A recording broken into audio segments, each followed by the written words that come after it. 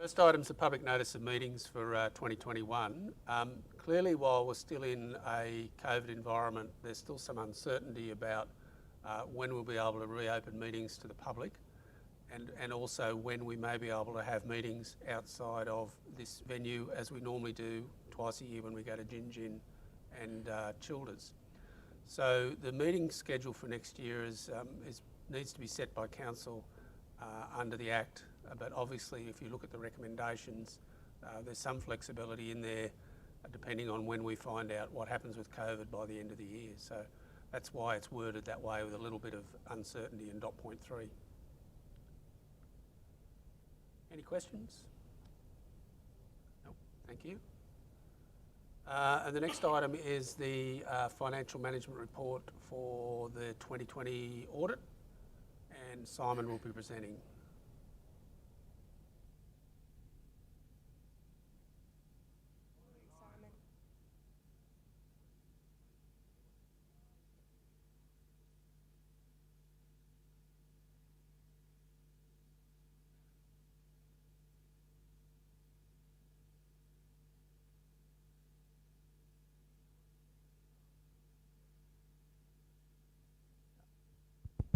This report is the closing report associated with the financial audit, which is provided as part of the annual report later on in the papers.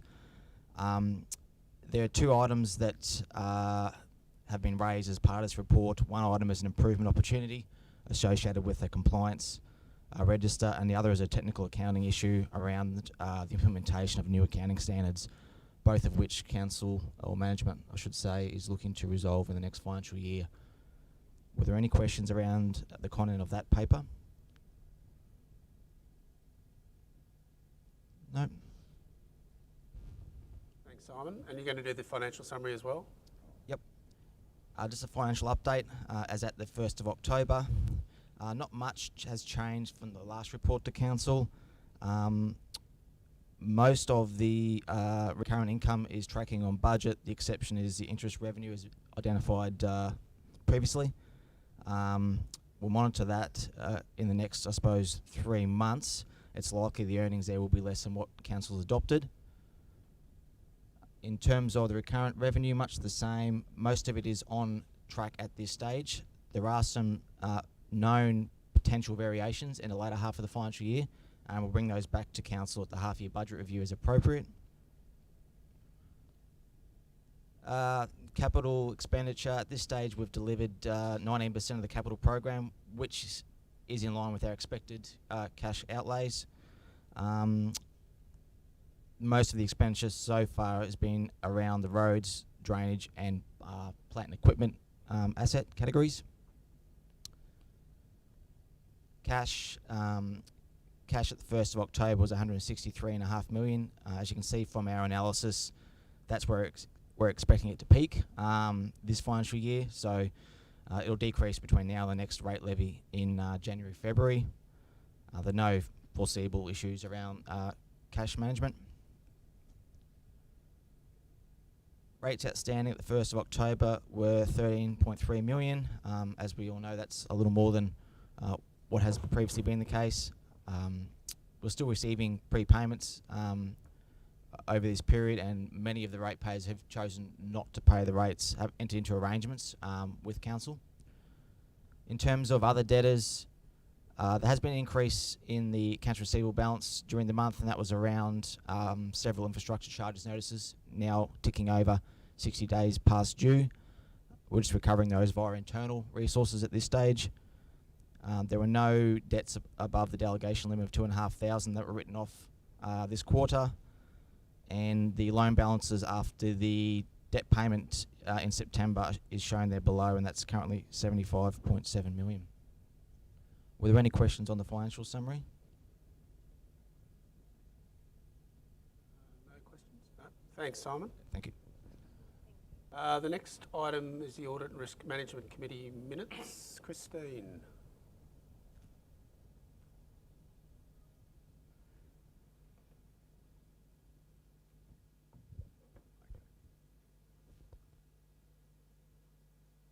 Councillors, Item G1 is in regard to the Audit and Risk Management Committee meeting minutes. So the committee met on the 3rd of September and the minutes are attached to your report for adoption.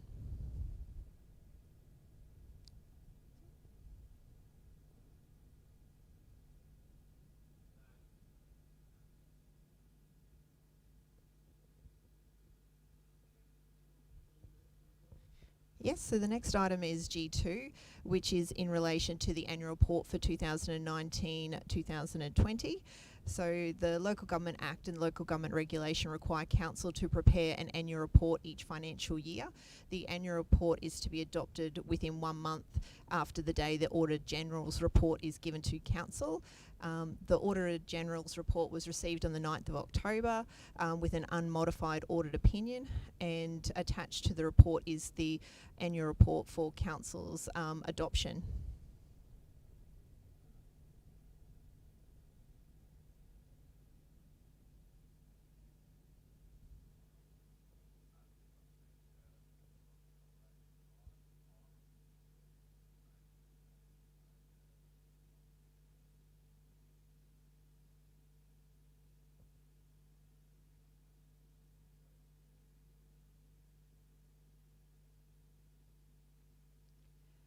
So in accordance with section 174 of the Local Government Regulation, the Chief Executive Officer must present a written assessment to Council of the progress towards implementing the annual operational plan at regular interviews of intervals of not more than 3 months. The report is provided with the report there, and each manager has provided comments to each of them. You'll notice from the report that's been provided, a number of areas are still affected by COVID. So the managers have noted that beside those KPIs. The other part to note is the plumbing and compliance KPI is no longer required, as Council adopted in June to no longer have fast-tracked applications, which is why that's there as well. So the operational plan for Q1 is to be received and noted is at Council's officers' recommendations.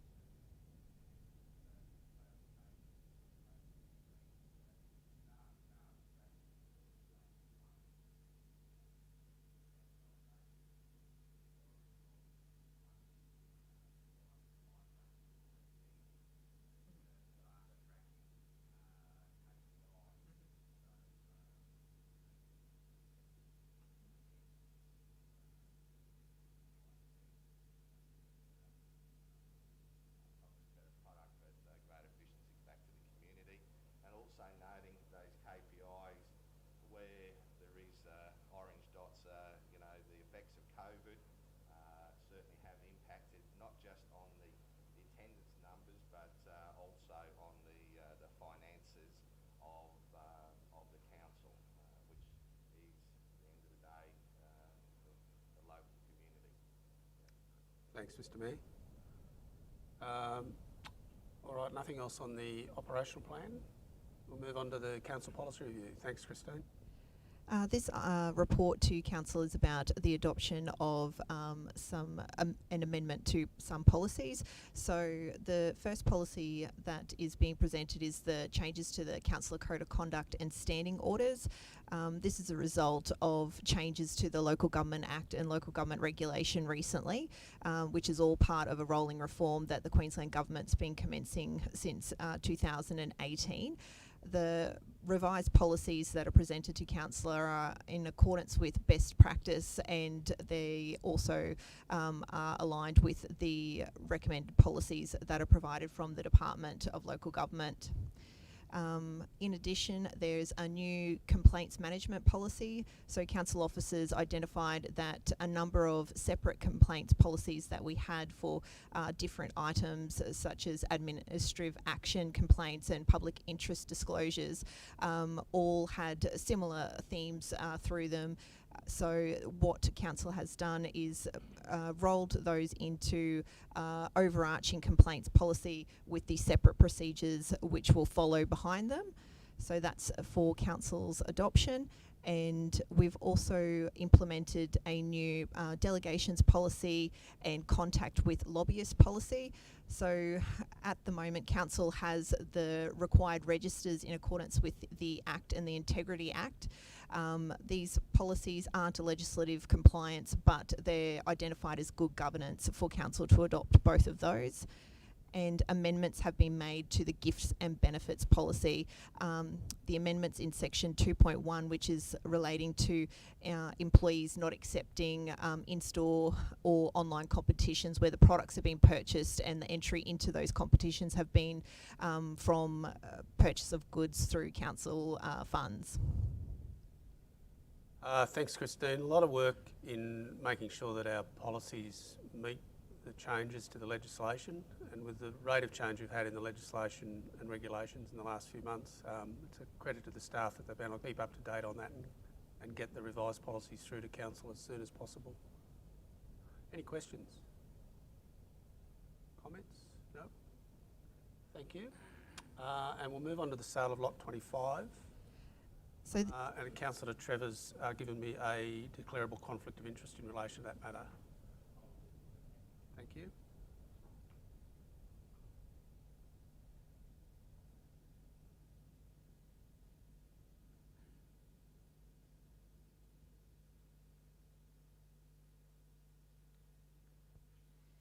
So, councillors, this report is in relation to the sale of lot 25 on SP 210113. Council's received an offer through First National Real Estate in Childers from a buyer for that property. This property has been previously offered for sale through auction, which was not successful, and the property was passed in. Council, this report's presented to you so that the exemption to the auction and tender requirement contained in section 2361A1 is applied to this report, given that the property has already been previously offered through auction or tender. The disposal of the property is for market value, and the recommendation is that the exception contained in that previously mentioned section is applied to this sale, and that the Chief Executive Officer be authorised to enter into a contract with the buyer and attend to all items required to finalise the sale of the property. Thanks, Christine. And I might just highlight that we commissioned Herod and Todd White to get a new valuation for that property, or more recent valuation, prior to accepting that offer. Questions, comments? Thank you. That's it for I'll do this one as well. governance. This is the lease. Oh, you're going to do the lease? We'll get Councillor Trevor back.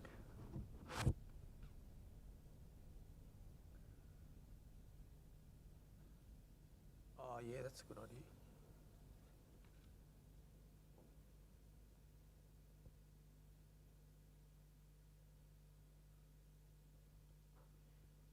Thanks, Christine.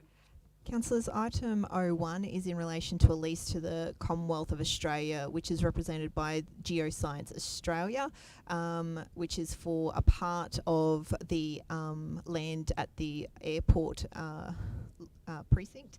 So on the Crook side of the airport, at the moment there's already a pillar and a GPS hut, which is where Geoscience have their equipment on council's land. Geoscience have requested that they formalise their arrangement with council by entry into a lease for the pillar site and a licence over part of the GPS hut. The GPS hut is used by both council and other tenants. The proposed lease will be for a term of 10 years, and it's on a peppercorn rent basis. And council officers are proposing to apply the exception contained in section 2361B1 of the local government regulation, given that the disposal of this lease area is to a government agency. Thanks, Christine. Questions? Councillor McPhee. I was just wondering that other tenants that are in the GPS hut, are they going to be able to stay, or do they need to leave with this new arrangement? No, they'll be staying on as well. Yep. Councillor Honour. Yes, Mr. CEO. In regards to surveys and that are required. Does geoscience cover the cost to council in relation to, or do we require a survey? Because it's a 10-year lease, it will be registered on title, so a formal survey plan will need to be prepared, and the tenant will be responsible for those costs. Yes. Thank you. Thanks, Christine. Any other questions on that one? No? And who's doing the rent relief? Gavin?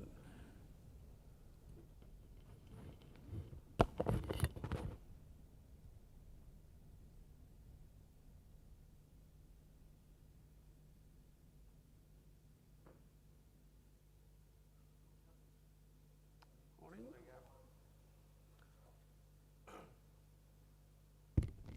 Hello, dealing with item 02, which is an extension of rent relief. Councillors be aware that in March this year, as a result of the impacts of COVID, a decision was made that those operators who operated out of council premises would be provided rent relief for a period of 6 months. That rent relief period expired on the 30th of September. So we've had requests, written requests from 5 different operators, all located at the airport.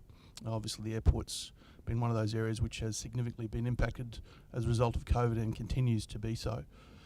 So we've had requests from the cafe operator out there who operates the Carry On Cafe, also 3 hire car companies and the company Taco, local company who undertakes the advertising on site. Having a look at the requests, we've decided to hold off on the 3 hire car companies at the moment. We're seeking further information from them on their financials, but certainly the 2 that we've got today are the Carry On Cafe and also Taco. So they've effectively said that they rely on passenger movements through the airport to drive their revenue, both from an advertising perspective, you know, they need eyeballs to see these things, and from the cafe's perspective, obviously, the more people going through, the more likely they are to sell things. We've been significantly down at the airport, 15% of passenger movements compared to the same quarter last year, up until the end of September, based on what we've seen with the airlines, with one airline suspending their services at the moment, being Alliance, and Qantas Link just gradually increasing flights as demand comes on. We're not likely in the foreseeable future, certainly between here and Christmas, to see a significant uptick.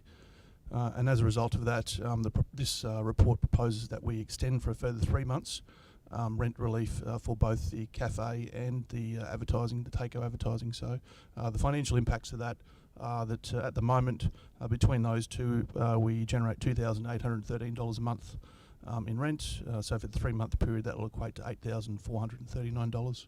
Happy to take any questions. Questions? No. Thank you very much. Councillors, can I just flag that because we had to have the briefing meeting earlier than usual because of the LGAQ conference next week, there will be some late items that we'll be distributing by email to you probably early next week. So I apologise they're coming as late items, but it's important we consider them at the October meeting. So we'll get those through to you as early as possible. Mr Mayor.